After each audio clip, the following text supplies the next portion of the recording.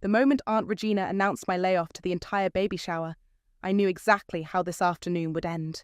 Not with tears, not with a scene, but with the satisfying click of a phone recording being stopped. My name is Layla, and I've spent the last 28 years being the family disappointment.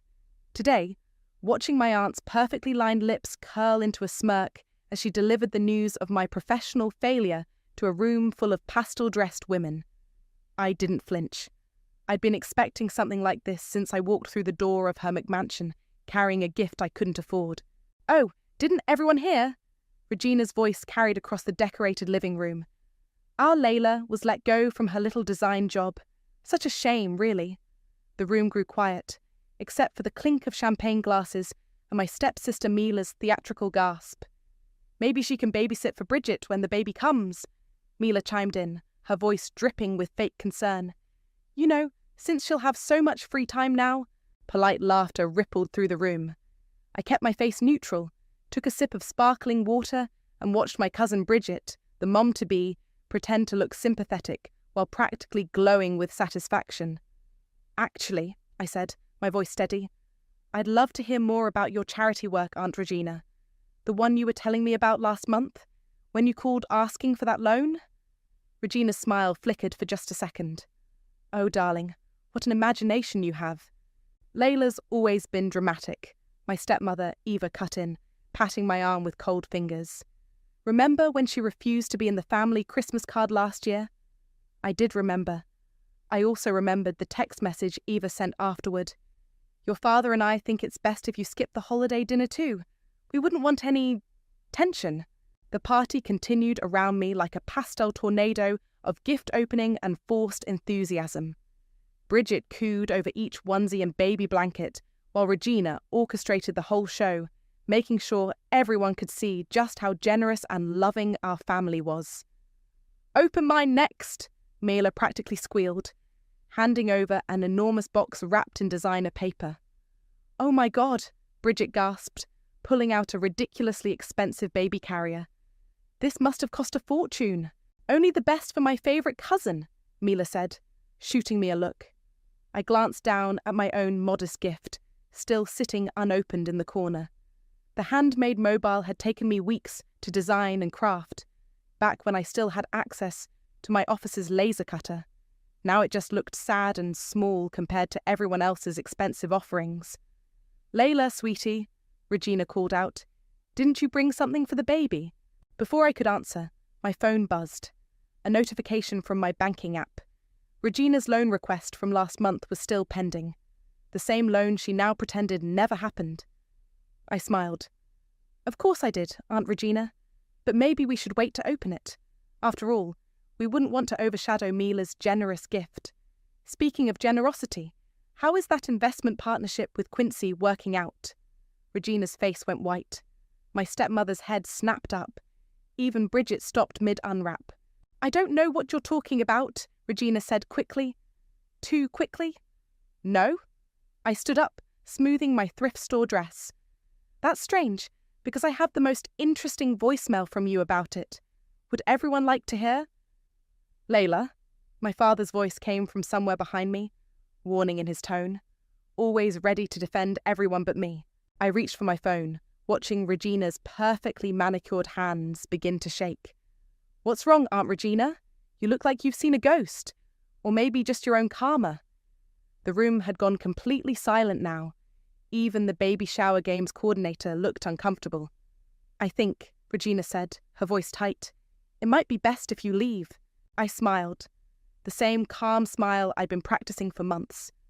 "Oh, I will. But first, let's talk about what really happened to my mother's estate after she died. Or should we start with the Charity Foundation's missing funds?" Regina lunged for her purse, probably reaching for her own phone, but I already had mine out, thumb hovering over the play button. "What they don't know," I thought, watching panic spread across my aunt's face, "is that I've been recording things too. And unlike them, I've got receipts for days." The best part about revenge, I was about to learn, isn't the planning or even the execution. It's that perfect moment when your tormentors realize they've finally, spectacularly, underestimated you for the last time. 2 months earlier, I sat at the kids' table during our monthly family brunch, pushing eggs around my plate while watching the real family pose for photos. The irony of being 28 and relegated to dining with tweens wasn't lost on me. "Layla, honey," Eva called out, her voice syrupy sweet. "Would you mind taking the family photo?" I looked up from my phone, where I'd been secretly recording the entire brunch. "Family photo? Sure. Should I be in it too?" "Oh." Ava exchanged glances with Regina. "Well, this is more for the immediate family. You understand." Immediate family, right, because my father's second wife and her daughter somehow counted more than his actual child. I stood up, taking Ava's phone. Through the screen, I watched them arrange themselves. Dad in the centre, Eva clutching his arm, Mila beside them, Regina and Bridget completing the perfect family portrait. Click. "Beautiful," I said, handing the phone back. Really captured the authenticity. As they dispersed, I noticed Regina pulling my father aside, her voice dropping to an urgent whisper. I pretended to be fascinated by my coffee cup, while hitting record on my phone again. "Hector, please," Regina was saying. "It's just a small loan. 10,000, 15, tops." "Regina, we've discussed this," Dad sighed. "The investment with Quincy was your choice. I warned you." "It wasn't just my choice," Regina hissed. "You know what's at stake here. If this gets out..." "Is everything okay?" Eva appeared, touching Dad's arm possessively. Regina straightened up, her face transforming into its usual mask of superiority. "Just discussing the charity gala next month. You'll be there, won't you, Layla?" I looked up, surprised to be acknowledged. "Wouldn't miss it, especially since you're partnering with that exciting new foundation. What was it called again?" Regina's smile tightened. "You wouldn't understand the complexities of philanthropic work, dear.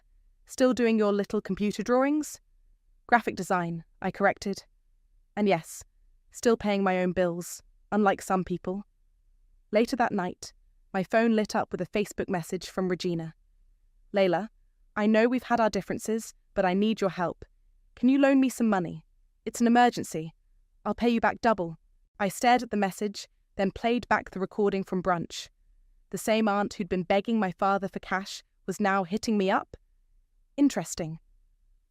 The next morning, my voicemail filled with Regina's increasingly desperate messages. "Layla, please call me back. I know you have savings. This is important. 10,000. That's all I need. Think of it as an investment. If you tell anyone about this, you'll regret it. We're family. We handle things internally.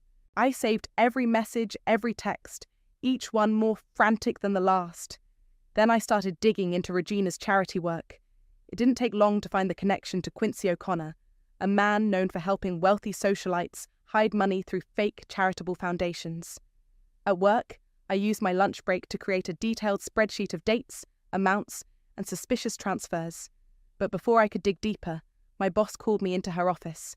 "Layla," she said, not meeting my eyes, "we need to discuss some organizational changes."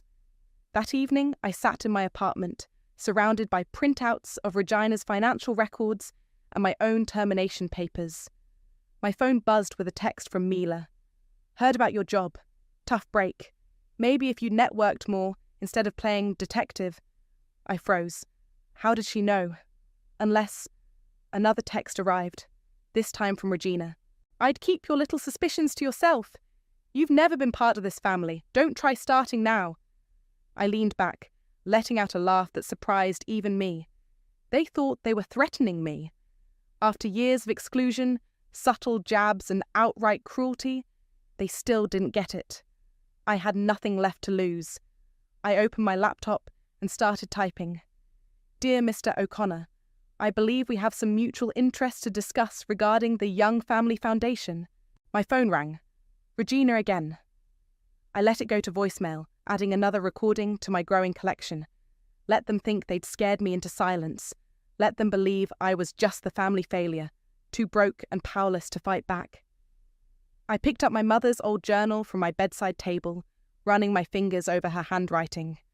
"Sometimes," she'd written, "the quietest person in the room is the most dangerous." Mom had been right about so many things. And soon, very soon, Everyone would know exactly how right she'd been about Regina. The HR director's voice was apologetic, but firm through my phone speaker. "We're implementing company-wide restructuring, Layla.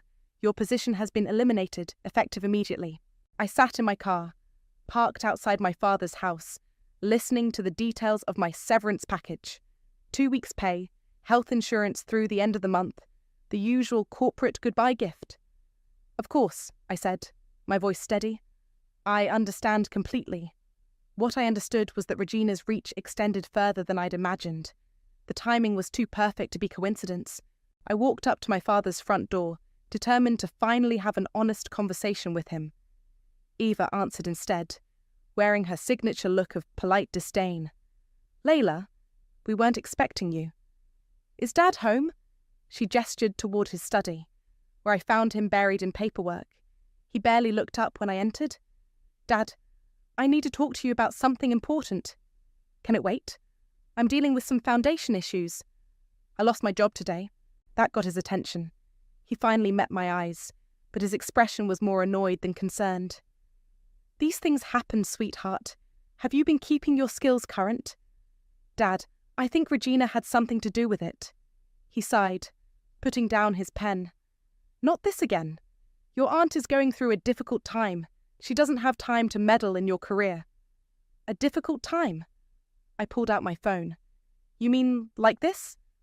I played one of Regina's voicemails. "Hector can't know about the missing money. Quincy promised he could cover it up, but we need more funds." Dad's face darkened. "Where did you get that?" "She's been calling me for weeks, begging for money. Did you know she's working with Quincy O'Connor?" "That's enough." He stood up abruptly. "Regina's business dealings are none of your concern, and recording private conversations? That's a new low, even for you." "Even for me," I laughed. "What about the charity fraud, the missing donations? Does any of that matter?" "You don't understand how these things work," he said, his voice dropping. "Sometimes maintaining appearances is more important than..." "Than what? The truth?" Eva appeared in the doorway. "Is everything all right? Bridget's baby shower planning committee is meeting here in 20 minutes. Dad straightened his tie. "We're done here. Layla, I suggest you focus on finding a new job instead of creating drama." I walked out, my hands shaking. In my car, I pulled up the email I'd received that morning from Quincy O'Connor himself. "Ms. Blair, your aunt's foundation is none of your business. However, if you're interested in discussing matters further, perhaps we could meet." Below that was another email, this one from an anonymous account. "Look into Regina Young's real estate holdings, specifically the Walker Street property. Follow the money." I drove to Walker Street, a rundown area where Regina's charity claimed to be building affordable housing. The lot was empty, except for a weather-beaten sign announcing future home of Young Family Foundation Community Center. My phone buzzed with a text from Bridget. "Heard you got fired. Don't worry, I'm sure someone will hire you for entry-level work. BTW, you're still coming to my shower, right? Gifts minimum $200. I took a photo of the empty lot, then started researching property records. The community center had received over $2 million in donations. The building permits were all fake. Another text arrived, this time from Regina. "Stay away from Walker Street.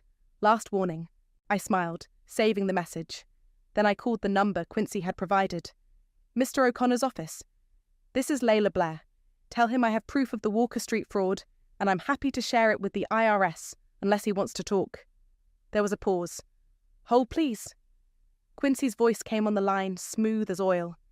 "Miss Blair, I wondered when you'd call. Shall we discuss this over coffee?" "No coffee, just answers. How long have you been helping my aunt launder money?" He chuckled. "Straight to the point. Like mother, like daughter?" I froze. "What do you know about my mother?" "More than you'd think." "Tell me, did they ever explain exactly how she died?" The line went dead. I sat in my car, staring at the empty lot where millions of donated dollars had vanished. My mother's death had always been attributed to an accidental overdose of anxiety medication. But now? My phone buzzed again. A text from an unknown number. "Your mother was asking the same questions before she died. Be careful who you trust." The The baby shower was in 3 days. I had work to do. The attic of my childhood home smelled like dust and secrets. I hadn't been up here since before Mum died, but Quincy's words kept echoing in my head. I needed answers. "What are you doing up there?" Eva's voice carried from below. "Just looking for some old photos," I called back. "For Bridget's shower. Don't make a mess, and be quick about it. I have a committee meeting in an hour." I waited until her heels clicked away before pulling out my phone's flashlight. Mum's old chest sat in the corner, covered in cobwebs. The lock was still intact. Dad had never bothered to open it after she died. Thank God for YouTube lock-picking tutorials. 10 minutes later, I lifted the lid. The smell of her perfume, faint but present, made my throat tight. Inside were stacks of papers, old journals, and a manila envelope marked Regina, Evidence. "Oh my God," I whispered, pulling out the first journal. The entry was dated 3 months before her death.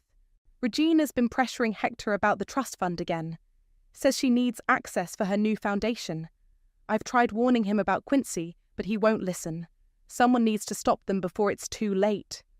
I flipped through more pages. Found discrepancies in Regina's charity accounts, millions missing. When I confronted her, she laughed, said no one would believe the unstable sister-in-law. Eva's involved somehow? Caught her shredding documents in Hector's study? They don't know I made copies. The last entry made my blood run cold. "Regina threatened me today. Said accidents happen to people who ask too many questions. I've hidden the proof in the old beach house. If anything happens to me..." The entry stopped mid-sentence. My phone buzzed. A text from Regina. "Eva says you're snooping in the attic. Careful what you dig up." I quickly photographed every page, then reached for the manila envelope. Inside were bank statements, property records, and photos. One showed Regina meeting with Quincy outside a bank. Another captured Eva handling a briefcase in a parking garage. "Layla?" Dad's voice startled me. He stood at the attic entrance. "What are you doing with your mother's things?" I held up the photos. "Maybe you can explain these?" He climbed up, face pale as he looked at the images. "Where did you get those?" "Mum took them, before her accidental overdose." "Don't." His voice cracked. "Don't go there." "Why not? Because Regina's your precious sister? Because Eva's your perfect wife? Or because you knew what they were doing and looked the other way?" "You don't understand." "Mum understood. That's why she died, isn't it?" He grabbed the photos. "Your mother was troubled. She imagined conspiracies everywhere." "Really?" I pulled out my phone, played Regina's voicemail about the missing money. Was she imagining this too? Dad sank onto an old trunk. "Regina made some mistakes, bad investments, but she's family. Mum was family too. Layla, please." He looked older suddenly, defeated. "Let it go, for everyone's sake." "Like you let Mum go?" He flinched. I grabbed the journal and envelope, backing away. "The charity fraud, the threats, Mum's death, it's all connected, and I'm going to prove it." "You'll destroy this family." "No, Dad. They already did that." Downstairs, Eva was waiting. "Find what you were looking for?" I clutched Mum's journal to my chest. "Actually, yes." My phone buzzed again. "Quincy. Meet me tomorrow, noon. I'll tell you everything about your mother." Eva's eyes narrowed at the journal. "That belongs to the family." "You're right," I said, walking past her. "It belongs to my real family." Outside, I sat in my car, hands shaking as I read more entries. Mum had documented everything. The fake charities, the laundered money, Regina's partnership with Quincy. She'd been building a case, preparing to expose them all. Then she'd, accidentally, taken too many pills. Another text arrived, anonymous. "Your mother left something at the beach house. 3rd floorboard from the window. Get it before they do." I started the car.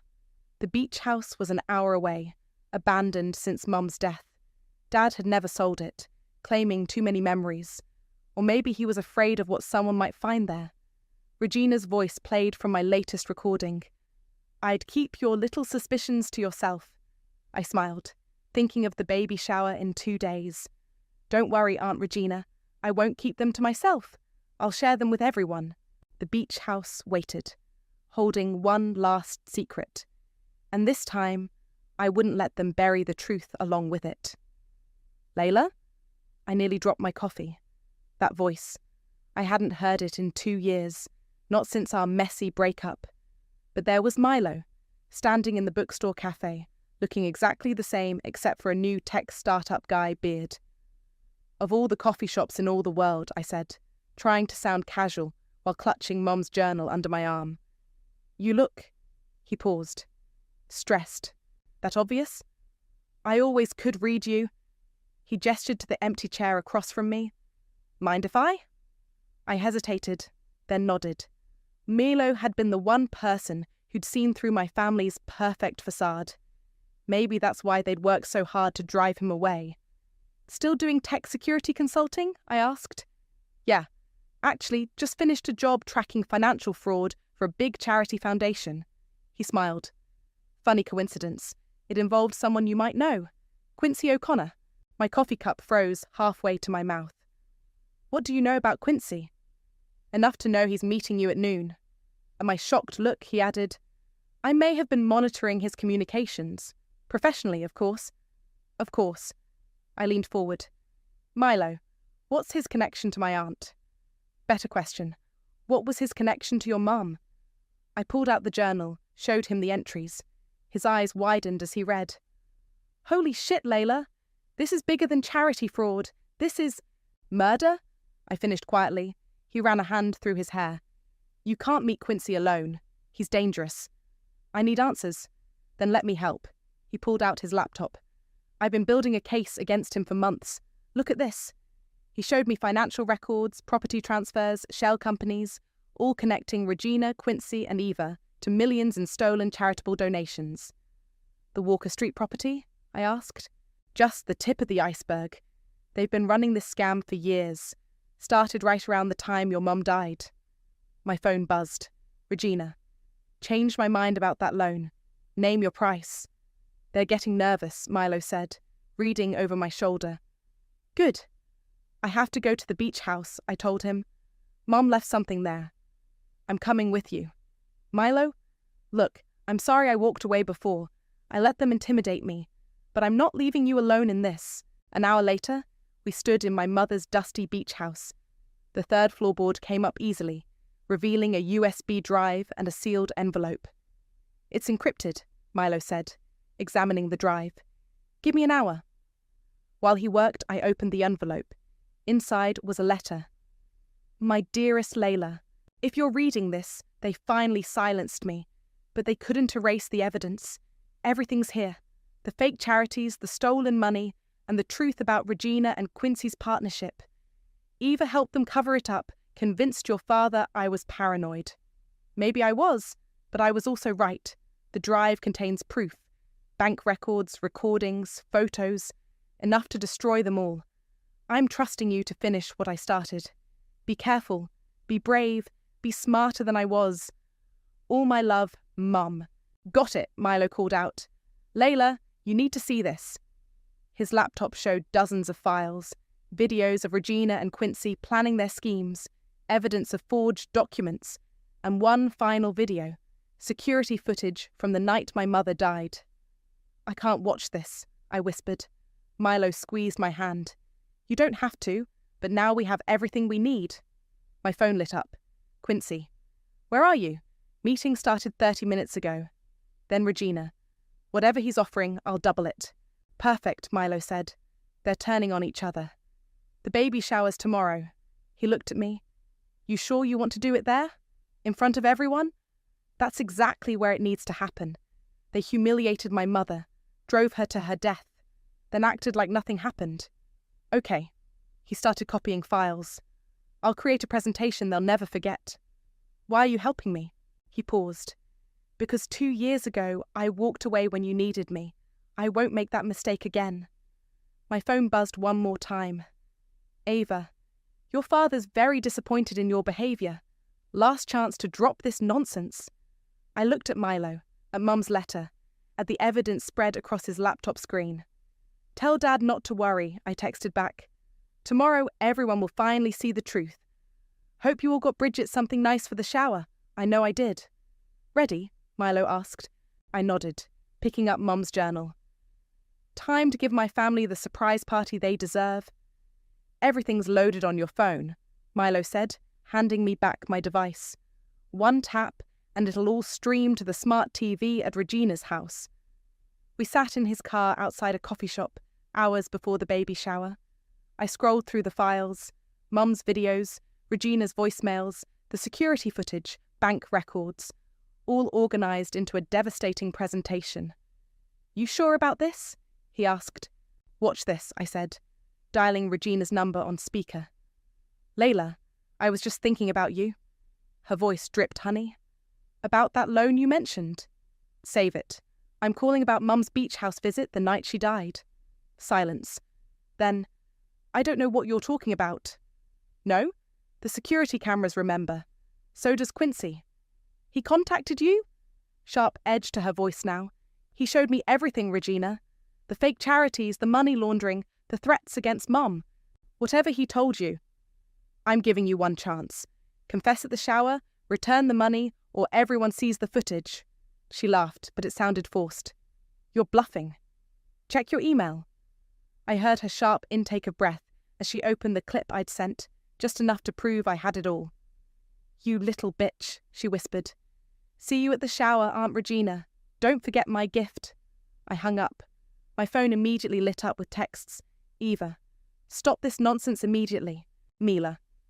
"You're pathetic." Dad. "We need to talk." Bridget. "Don't you dare ruin my shower." "They're scared," Milo observed. "Good." I checked my makeup in the mirror.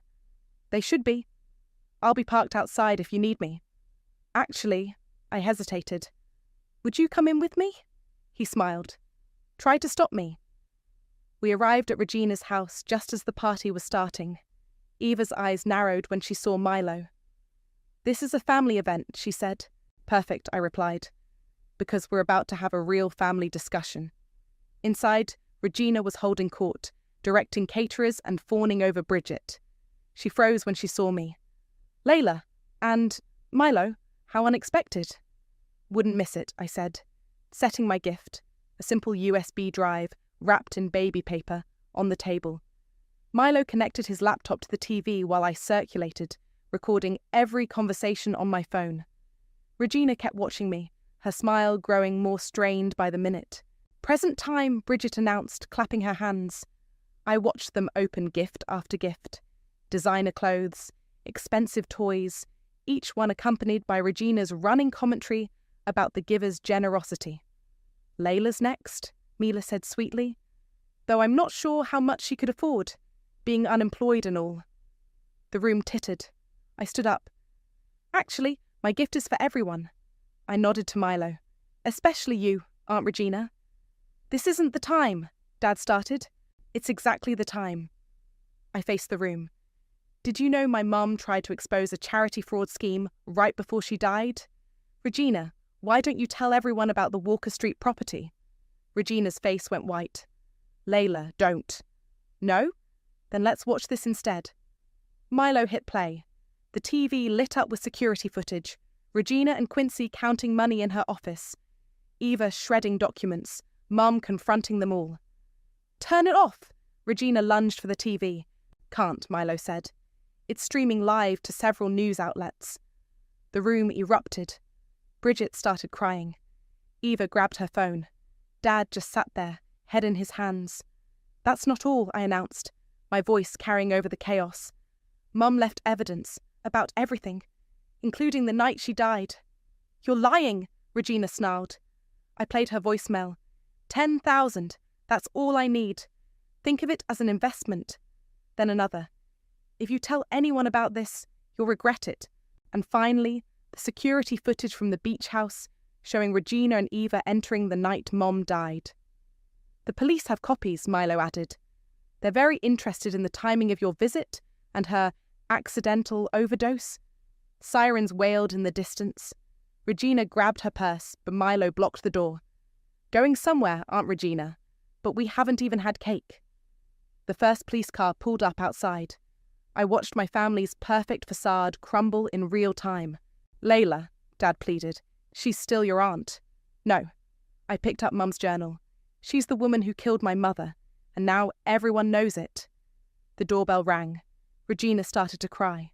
I smiled, the same calm smile I'd been practicing for months. Best baby shower ever, don't you think? The police officers entered Regina's perfect home, disrupting her perfect party, and my perfect revenge snapped into place like the last piece of a puzzle. Regina Young? The lead detective held up his badge. We have some questions about the Young Family Foundation and the death of Lillian Blair.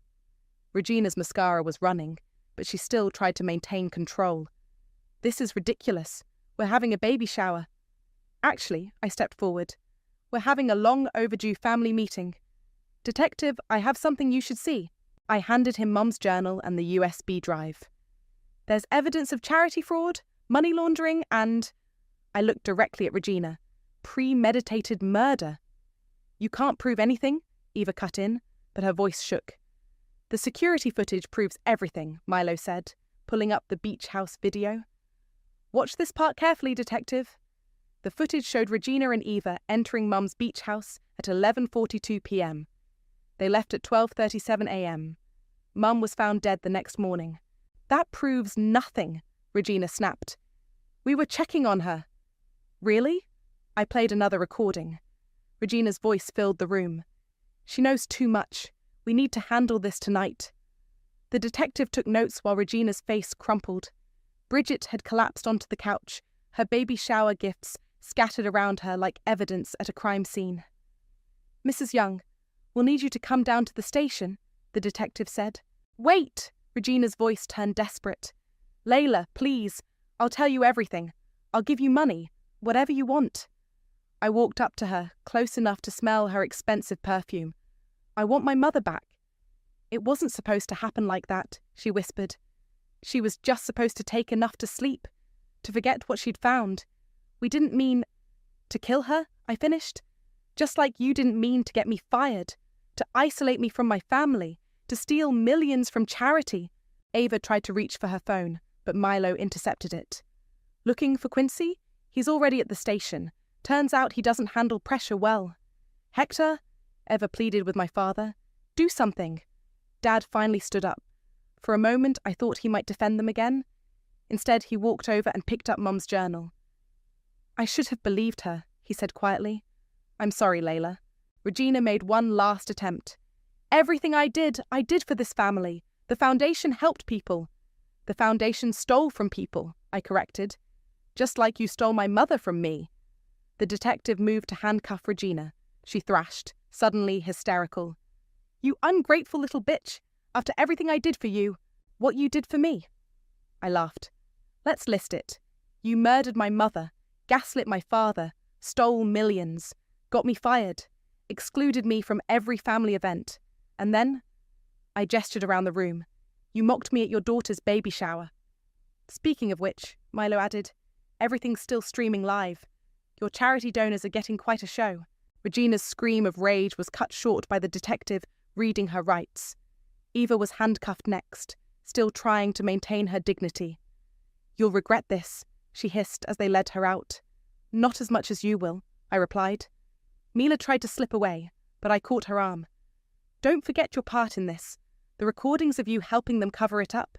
The IRS will be very interested. The baby shower guests fled like rats from a sinking ship.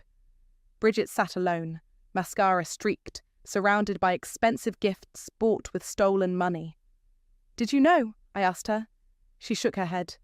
Not everything, just pieces. I didn't want to know more. Well, now everyone knows. Dad touched my shoulder.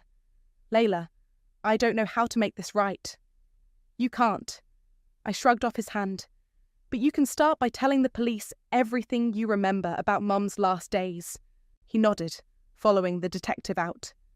Milo and I stood in the wreckage of the party. Pastel decorations hung limply, the welcome baby banner now seeming darkly ironic. Want to get out of here? He asked. 1 second. I walked over to the gift table and picked up the mobile I'd made. For the baby, I told Bridget. It's not bought with stolen money, so it might be the only gift you get to keep. She took it, hands trembling. I'm sorry about everything. Me too. I turned to leave, then looked back. Oh, and Bridget? Don't name the baby after Regina. Prison visits are hell on a newborn's schedule. Outside, police lights painted the perfect suburban street in red and blue. Neighbours watched from behind curtains as Regina and Eva were driven away. Ready? Milo asked. I took one last look at the house where my family's secrets had finally unravelled. Yeah, let's go get cake somewhere else. The morning newspaper headline read, Socialite sisters charged in multi-million-dollar charity fraud connected to cold case death. Regina's mugshot didn't look quite as polished as her usual society page photos. My phone hadn't stopped buzzing since the baby shower. Texts from distant relatives claiming they always knew something was wrong. Messages from Regina's charity donors demanding answers. Reporters wanting interviews. I ignored them all and drove to the cemetery instead. Hey, Mum, I said, placing fresh flowers on her grave. We did it. They can't hurt anyone else now. Thought I'd find you here. Milo's voice came from behind me. He held up 2 coffee cups. Brought reinforcements. Thanks. I took a sip. The detective called. Quincy's talking. A lot. I heard. The DA's offering him a deal in exchange for testimony about the night your mum died. A text lit up my phone. Bridget. They're seizing all the foundation's assets. Dad left. Everything's falling apart. Good, I said. But the victory felt hollow somehow. Having second thoughts? Milo asked. No, just... I touched Mum's headstone. Wish she could see this. She can. Through you. Another text buzzed. Dad this time. I'm at the beach house. Please come. Need to show you something. Want backup? Milo offered. I shook my head. This one I need to do alone. The beach house looked different in daylight. Less haunted. Dad waited on the porch, holding a cardboard box. Found these while cleaning out my office, he said as I approached. Your mother's photos. The real ones, not the ones Regina made us display. Inside the box were hundreds of pictures. Mom and me at the beach. Family picnics before Eva. My first art show, Mom beaming with pride. I was a coward, Dad said quietly. I let them convince me she was unstable. Let them erase her bit by bit. Then I let them do the same to you. Why? Because believing the lie was easier than facing the truth. He pulled out one last photo. Mom and Regina as young girls, smiling, arms linked. I never understood what changed Regina, why she became so... evil? Broken. He sighed. The detective found evidence that she'd been embezzling long before your mother discovered it. The foundation was just her biggest scheme. My phone buzzed again. The detective. Quincy confirmed everything. Eva and Regina will be charged with first-degree murder. They're going to prison, I told Dad. For a long time. He nodded. Good. Then, I've stepped down from the company board. Selling the house too. Think I need a fresh start. What about Ava's daughter? Mila's fled to Europe. Probably wise, given the federal investigation. We stood in silence, watching waves crash against the shore. Finally, Dad spoke again. I know I can't fix this. Can't make up for failing you and your mother. But I'd like to try, if you'll let me. I thought about Mum's journal entry. Hector's not evil, just weak. Sometimes that's worse. We can start with lunch, I said. Small steps. He smiled, relieved. Small steps. My phone lit up with a news alert. Young Family Foundation Donors File Class Action Lawsuit. Below it was a text from Bridget. Had the baby. Named her Lillian. Hope that's okay. I showed Dad the text. His eyes got wet. Life's weird, I said. 1 minute you're plotting revenge at a baby shower, the next you're a sort of aunt. Your mother would have loved that. He picked up the box of photos. Want to get coffee? Look through these properly? Actually, I glanced at my phone. Milo's waiting, but maybe tomorrow. Tomorrow, he agreed. Small steps. Driving back to the city, I passed Regina's now empty house. The welcome baby banner still hung limply, a pastel ghost of last week's implosion. Milo waited at our usual coffee shop, laptop open. How'd it go? Better than expected. I sat down. What are you working on?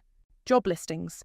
Several tech firms are interested in your design skills, especially after that presentation you put together. I laughed. Revenge. The ultimate portfolio piece. Speaking of, he turned the laptop toward me. Remember that mobile app you designed? The one Regina said would never work? 3 companies want to develop it? My phone buzzed one last time. An email from Mum's old account scheduled decades ago. My dearest Layla, if you're reading this, you've finally uncovered the truth. Remember, justice isn't about destruction, it's about reconstruction. Build something beautiful from these ashes. All my love, Mom. I looked at Milo, at the job listings, at the future stretching out ahead. Ready to build something new? He asked. I closed Mom's email and opened a blank document. Actually, I said, I think I already have.